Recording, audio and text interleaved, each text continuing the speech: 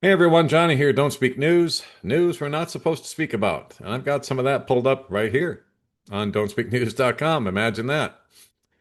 It's called nanotechnology in the water supply. And we know that nanotech is also in the shots that they gave everybody 5 years ago. It's also in the food. They're spraying it on us. But this is proof positive that it's in our water supply because this was my water right here at home.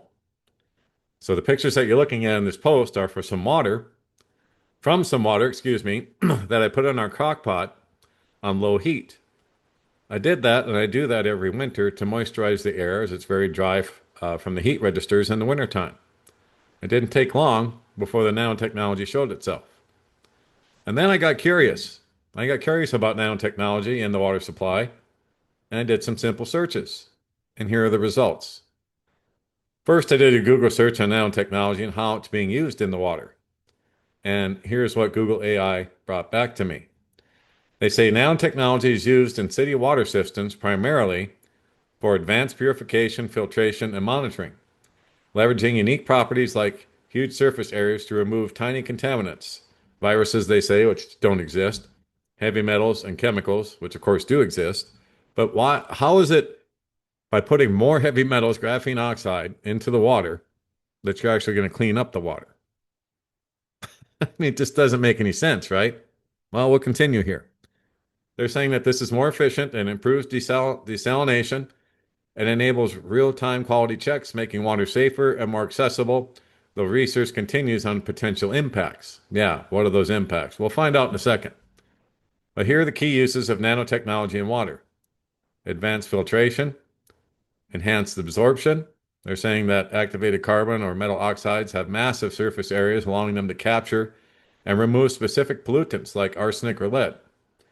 Disinfection. They say silver nanoparticles have antimicrobial properties, and that's true, while nanocatalysts can break down organic pollutants using light. Then we have desalination. They say it can make removing salt from seawater more energy efficient, and pollution monitoring. So then I did this Google search on nanotechnology in water and how that is creating heavy metal poisoning in people. Now, this is what Google brought back on that search. They said that putting certain types of nanotechnology in water has the potential to cause heavy metal poisoning and a range of other adverse health effects, depending on factors such as the type, size, dose, and stability of the nanoparticles. And how do we know any of this? Has anyone contacted the city water department and asked them about these things? I think that might be something I do here in the very near future, like tomorrow. So, key considerations. Toxicity mechanisms. The primary concern with engineered nanomaterials containing metals, that includes silver, zinc, iron, is that they can dissolve and release toxic metal ions, or the particles themselves can accumulate in the body. The body may not be able to clear these particles effectively, leading to bioaccumulation over time. And this is why everybody's getting sick, along with our horrible diets and everything else. And, all the things they spray on us every day from the air. But health impacts, once in the bloodstream via ingestion, inhalation, or skin contact, nanoparticles can travel throughout the body and lodge in organs, such as the liver, kidneys, spleen, and brain. Isn't that something? Isn't it something that all the people who took the jabs with the nanotech are having similar issues, especially in the liver and kidneys? It's the spleen and brain too, but I've seen a lot about the liver and kidneys lately. So this accumulation can lead to oxidative stress and inflammation, damage to DNA, which is genotoxicity. That's what we have happening, guys. All of these things. Organ damage, liver, kidney, neurological, potential for cancer, carcinogenic effects. So the intended use, it's important to note that nanotechnology is also being actively researched and used to remove heavy metals and other pollutants from contaminated water sources due to their high efficiency and large surface areas, just like we talked about up above when I asked the other question about why is it in the water. The risk comes from the potential for these materials to escape water treatment facilities or be improperly disposed of, entering the environment and food chain. Well, I just showed you with these pictures that it's all over our water, and I really don't think it's good for us to be drinking it. Regulatory challenges. Currently, There is a lack of globally harmonized regulatory frameworks and long-term studies on the safety of many commercially available nanomaterials in consumer products or the environment. So they don't have any, well, they do have studies and they show how deadly these things are, and that's why they're using them. It's depopulation, for one thing. In summary, while some engineered nanoparticles are designed to be safe or to clean up pollution, their specific properties and fate in the body and environment mean there is a significant, scientifically recognized potential for toxicity, including heavy metal poisoning, if not properly regulated and managed. And do we really trust the government who pushed the deadly shots on everybody to regulate and manage these things properly? I don't think so. So, oh, that's a bit ironic, don't you think? This is me writing again. On the one hand, the powers that be are using it for water filtration, and they say it's superior technology. Then, on the other hand, it's dangerous because of heavy metals building up in the organs of people. All I know for sure is that it's real, and that it's in our water, and the pictures I posted here on this particular posting are the proof. Go ahead and try it for yourselves. Pour out some water from your tap and let it sit and see what happens. So here are more pictures from what I did today. See the little rings? I mean, this looks like what's in people's blood, right? That they've been showing all over the place, especially Dr. Anna and others. There it is. And that was in my water. Now, I did have it on low heat for a while. I don't know if that's what's required to make it show up or not. But thank goodness for my filtration system, my Berkey water filtration. So, because wow, I don't want to be drinking this stuff. Because I just showed you how it has the potential for heavy metal poisoning. Oxidative stress inflammation, damage to DNA, organ damage, and potential for cancer. Unreal. But yeah, let's go ahead and throw it in the water.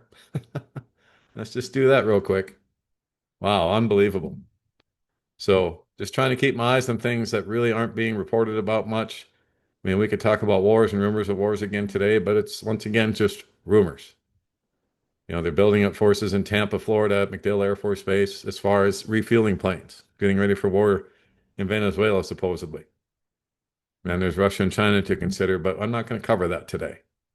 Today, I wanted to cover what this website's all about, and that's news I'm not really speaking enough about. And one of those things, one of those subjects, is nanotechnology and water supply. Another subject that we could cover, which I did on the website today, is this article was sent to me, and they asked me to repost it, and I did. Artificial intelligence as the operating system of digital totalitarianism. And that's what we've got going on. Artificial intelligence is being marketed as neutral, objective, and inevitable. We are told it will improve efficiency, manage complexity, and assist decision-making across society. However, a central question is not just what AI can or can't do, but who controls it and to what end, indeed. Because AI is not an autonomous force. It is built, funded, trained, filtered, and deployed by governments, corporations, military agencies, and financial institutions. Like any administrative technology, it reflects the priorities of those who design and own it. What makes AI historically dangerous is not intelligence, but scale and centralization. AI is rapidly becoming the operating system of a new form of power. From governance to administration, classical totalitarian systems relied on visible authority, laws, police, censorship offices, and coercion that could be identified and resisted. Digital totalitarianism, more accurately, an advanced form of the administrative state in which state and corporate power converge and are operationalized through technical systems, functions differently. Rather than demanding belief or public loyalty, it operates through systems of automated compliance, procedural dependency, and algorithmic decision-making.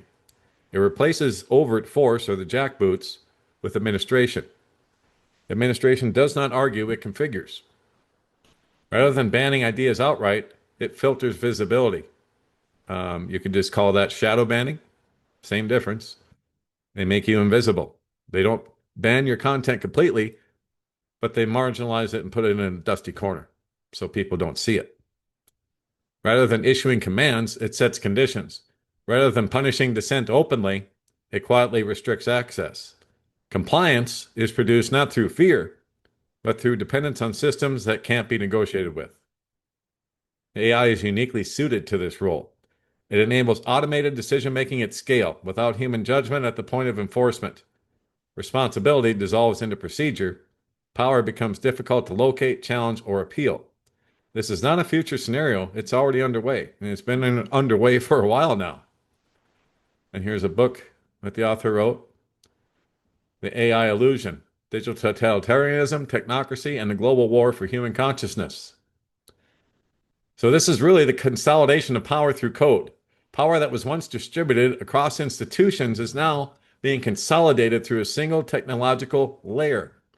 AI-driven systems increasingly centralize control over information visibility, digital identity, financial access, surveillance and monitoring, and automated enforcement. Like central planning and economics, algorithmic governance promises efficiency while quietly eliminating local knowledge, discretion, and accountability.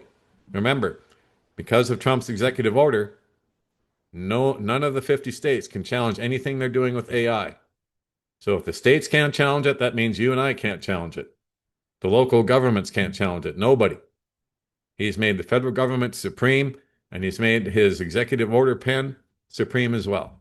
He's just ruling by decree now. And now they'll be ruling and governing through AI.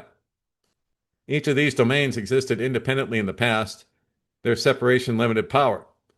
Civilizational scale AI collapses those boundaries. Trillions of dollars of debt-based funding created through monetary expansion are being pumped into the creation of these systems. When information systems are linked to identity systems, identity to financial systems, and financial systems to automated enforcement, control no longer requires political confrontation. It becomes infrastructural. The system governs by default. This concentration of power has no historical precedent. No, it's the beast system. This is the final end game right here. Like we've talked about many times, the devil can't be at all places at once. He's not omnipresent like God is. So he needs systems like this AI system to run everything so he can see everything. Otherwise, he can't. So AI is becoming the operating system of a technocratic economy and administrative state, an infrastructure that integrates finance, industry, bureaucracy, and governance.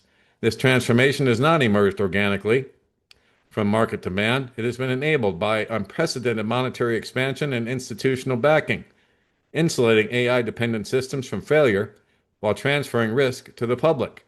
As financial access, employment, and administration become conditional on algorithmic systems, freedom does not disappear through overt coercion, but through participation that is scored, filtered, and managed. Almost like a social media score, or what do they call it in China? I can't remember it now off the top of my head. But your social score, if it isn't high enough, you can't travel, you can't bank, you can't get a loan, you can't open a business, you may not be able to get a job. And that's when code replaces law. Law is slow, imperfect, and accountable. Code is fast, opaque, and final. Algorithmic systems now determine whether transactions are approved, content is visible, accounts are flagged, or access is restricted, not through adjudication, but through automated classification. These decisions occur without explanation, appeal, or identifiable human authority. No human appears, and no justification is issued. Financial deplatforming, automated content moderation, algorithmic risk scoring, and eligibility filtering already operate this way. AI allows such mechanisms to scale beyond human administration. Control advances not through authoritarian rhetoric, but through technical implementation. So I'll let you read the rest on your own. I think you get the point. AI governance is clean, efficient, and very cold. And very final, I would imagine. And so that's what we're coming up on. We're already in it right now, is the artificial intelligence operating system of the police state. They're policing the state for the powers that be, is essentially what's going on. And if you've got the surveillance under your skin, well, that makes it even easier for them. But you had to give your consent. And we're going to cover that in another video. Maybe not today, though. So that will be it for this particular video. I think that's enough, right? One other article I did want to refer you to, I'll put the link up for it, but we're not going to cover it right now. But it's about the days of Noah and how we're back in them right now. And like it says, this article might just blow your mind. I don't agree with all of it, but I agree with the majority of it. So I will put this up because this is proof we are once again in the days of Noah, and this nanotechnology is more proof of that as well, which is why I was going to include it today in this video, but the video is going to be too long as it is. So I'll put the link up so you guys can read it for yourselves. I highly recommend that you do so. And that'll be it for now. Don't forget, don'tspeaknews.com is home base for all that we do. If you're not watching the video here, you may have been here otherwise looking at all the different articles we have because there's over 3,000 of them now. And we put articles here we just can't speak about anywhere else, like this one, and this one over here, and this one over here, this one down here. So anyway, all kinds of stories. Been around since 2018 with this website. Wow, it's hard to believe it's been that long, but it has. And if you want to find us around the internet, Rumble, BitChute, Telegram, YouTube, all those links are underneath this tab right here. And if you want to support the channel, we are listener supported only, and we are definitely in need of your support as we're at the end of the month here. So click on this tab and channel support. All the links to support us are right there. And we thank you very much for that because we literally won't be around if you guys don't support us. So, and then subscribe, contact Johnny, that tab, you click on that. And you can contact me at Don't Speak News at Proton Mail, or type in your email here and click on subscribe. And that way you'll be notified every time I put up a new posting, whether it's a video or what have you. And that, like I say, will be it for now. God bless, take care. Johnny Storm, Don't Speak News.